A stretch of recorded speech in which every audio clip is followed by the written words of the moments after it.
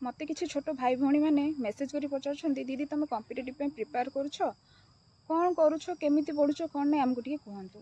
देख मु तुमको गोटे कथा कहबी मोर दुईटा फ्रेंड अच्छा जड़े 8 ରୁ 10 घंटा पढ़े आ जड़े 3 ରୁ 4 घंटा से मैंने मिसिकी लाइब्रेरी जाती। जे 8 ରୁ 10 घंटा पढ़े सी लाइब्रेरी छाड़ी कुआड़े भी जाएनी बस टिके खाए पुणी पढ़े।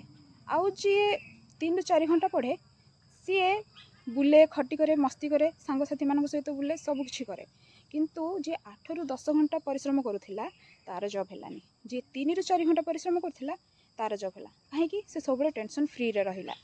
आउ जे 8 ରୁ 10 घंटा परिश्रम करुला सी सब टेंशन रहिला जे मु आगु कौन करी मोर जॉब हम कि नहीं।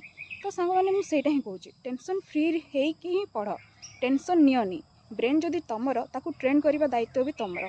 मैंने मुझे कहूनी जे तुम 4 घंटा पढ़ी कि बुल नाई तुमर जी कैपेसिटी तुम ब्रेन जी हैंडल कर पढ़ अଯଥା ब्रेन को टेंशन दियो ना ओभरलोड दियो ना जी पारुछ सेतिकी पढ़।